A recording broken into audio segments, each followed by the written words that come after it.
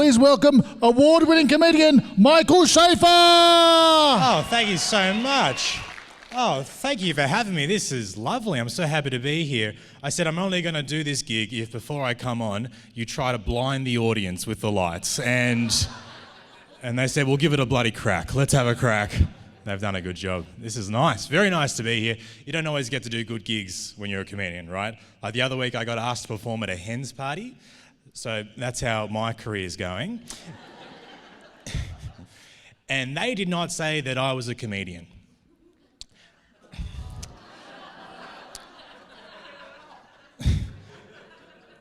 They just said, here's your entertainment, Michael Shafar. And I'm doing my thing, and all these women are staring at me like, this stripper is very chatty, isn't he? They had a terrible time. So it's very nice to be here. Thank you for having me. Very happy to be here. I'm 28. Me and my girlfriend just bought a house together. Very excited, just bought a house together. Thank you very much. Thank you.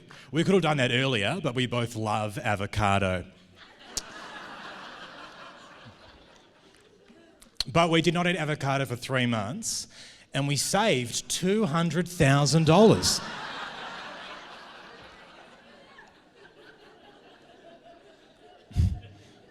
So it can be done. It can be done.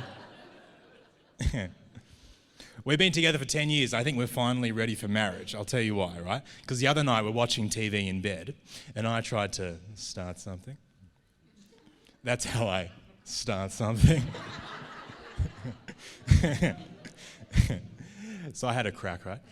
And then she turned over and said, there's 10 minutes left in the episode. Just wait. And then we watched 3 more episodes. It's like, honey, I think we're ready for marriage. I think you are the one for me.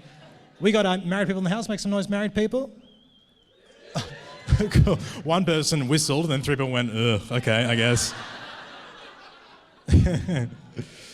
So was there a hand over here?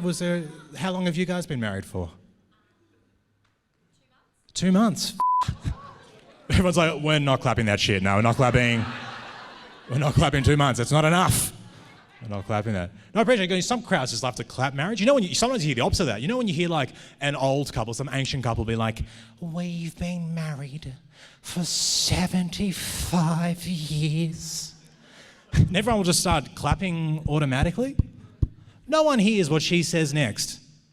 She could be like, I'm afraid to leave.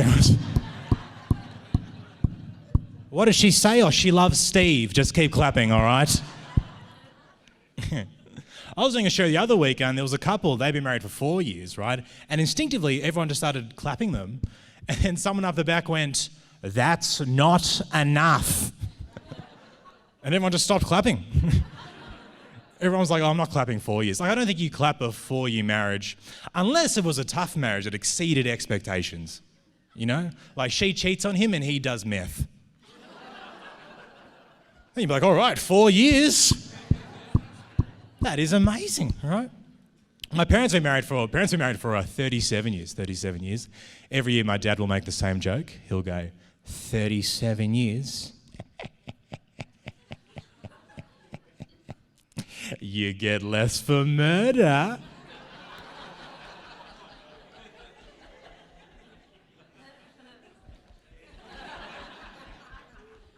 It's his favourite joke, and I looked it up.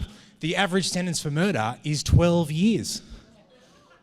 So Dad is just making a good point about the problems with the criminal justice system. That's what he's doing. Dad loves that joke so much. If he got 12 years for murder, he'd be like, Judge, 12 years. I got more for marriage.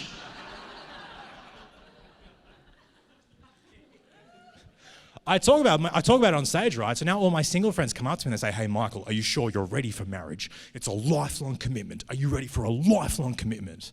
I'm like, oh, it's fine. We'll just get divorced if we have to. I'm not afraid of marriage. I'm in a phone contract that is harder to get out of than marriage. If I get divorced, I don't have to pay for the months where I'm not married, yeah? Optus, that is for life. Optus gets you for life. I'm lucky that I'm in a relationship. I was very bad at speaking to women. Like once I was speaking to a woman, it was going okay. And I was at a club and I asked for her number. And she goes, I don't give out my number to guys I've just met, but let's be Facebook friends. I was like, wait, you don't want me to have your number, but you're happy for me to have access to you, all of your friends, all of your family, contact them when I want, contact you when I want, find out where you work, where you went to school, what you eat, where you check in, every thought you've ever had, and every photo you've ever taken. And I think I got through to her because she did not accept my friend request. So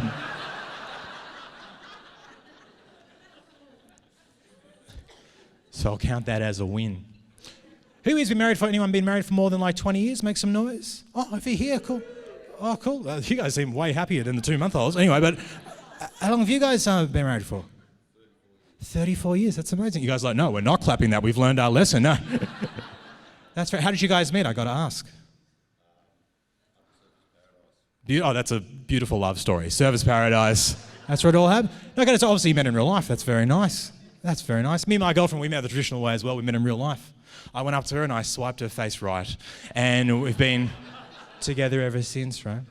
But like often you speak to like older couples, they always have like a beautiful whirlwind marriage. You know, they're always like, we met on Monday. We were engaged on Thursday. And we were married on Sunday. And then you speak to my generation and we're like, we matched on Monday. I sent a dick pic on Thursday.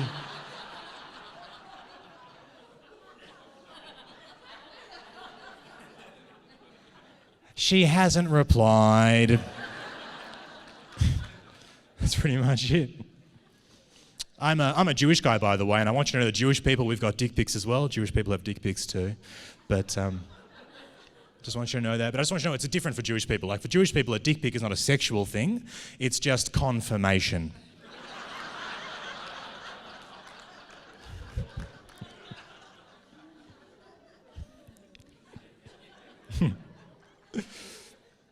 It's good to see you guys having some drinks. I'm not a big drinker, right, by the way, because I'm fructose intolerant. I'm not sure if you know it, because I'm from Melbourne.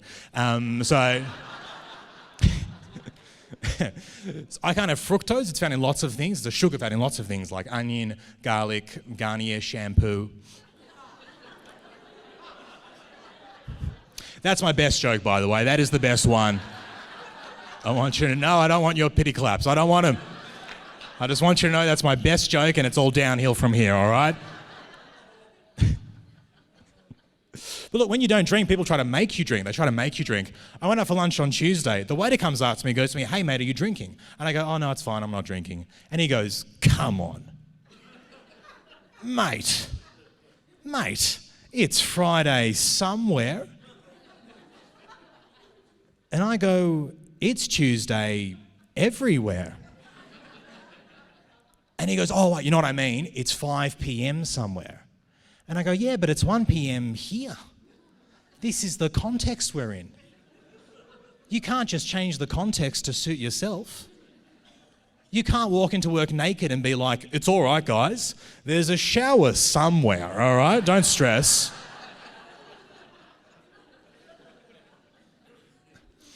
But this guy kept harassing me. He goes to me, mate, just get some drinks. I was like, okay, fine. So I got 2 gin and tonics and I drank them both. But as I was leaving, I only paid for one. And I was like, it's happy hour somewhere, dickhead. So I got him good. It's nice to be here. I love raising money for these types of things because I've been personally affected by this kind of stuff. About 1.5 years ago, I got diagnosed with testicular cancer, but I'm very fortunate that after 5 rounds of surgery and 24 weeks of chemotherapy, I'm finally in remission, which is amazing. Thank you. Thank you. Thank you. Thanks for coming to my TED Talk. It's good to have you all here.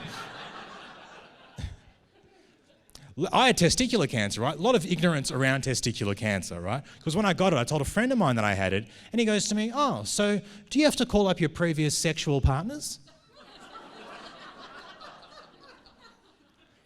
No. I'm not going to call up all the women I've slept with and be like, hey, you might want to get your balls checked, all right? So I lost a testicle, right? And I got to say, one huge advantage of losing a testicle, finally feel comfortable in skinny jeans. Finally. Finally. Up until now, I thought my jeans were too tight. No. I had one too many testicles. That was the problem. I'm lucky I just lost the one testicle. I saw a guy the other day, he was going for a run in jeggings. He's lost both testicles. By the way, it's always a little bit weird telling an audience that I've lost a testicle, just because right now I feel like I've got big boobs. Just because you're all maintaining eye contact.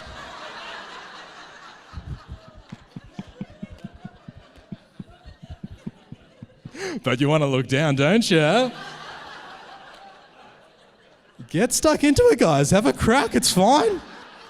It's educational. Go for it. You can see my circumcision. Get up close.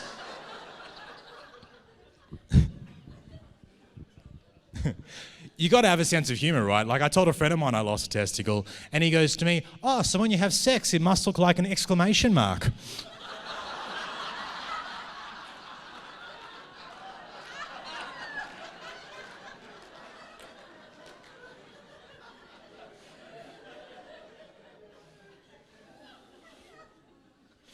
I said, no, doesn't look like an exclamation mark. I've got a curve, so it's more of a question mark, actually.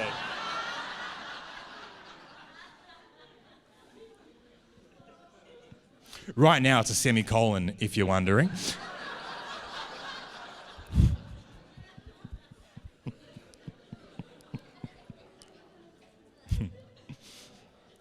You guys are lovely. And I mean that, you know. People always say to me, Michael, it's great to talk about this stuff because laughter is the best medicine. I actually found the chemo to be more effective for me, actually. That was way better. When I was diagnosed, my doctor wasn't like, don't worry, Michael, I've got a pretty good knock-knock joke. All right, we'll knock her right out. Chemotherapy is very expensive, but I was lucky I had health insurance, right, which made chemotherapy free. Obviously, didn't like doing the chemo, but like I'm Jewish and I love a good deal too. So I'll just like load it up. I did the maths. I spent $1,500 on health insurance, and I cost my insurer over $100,000. I think about that every day, and it makes me genuinely happy. Took him to the cleaners. You're a lovely crowd. I really mean that, right? Because I was talking about this stuff in Adelaide the other week. It was a really fun show. It was a great show. But there was a lady in the front row who was heckling me nonstop, just interrupting the whole time and heckling me. It was a great show, but she's interrupting. Afterwards, she comes up to me and she goes, hey, I was just heckling just to help you out a bit. Oh, thank you. And then she goes, oh, by the way, I'm a naturopath. I was like, oh, a heckler and a naturopath. Wow, the Venn diagram. Wow. That's just what I thought. What I said was, oh, I could tell you were a naturopath because you thought you were helping despite having no evidence for it.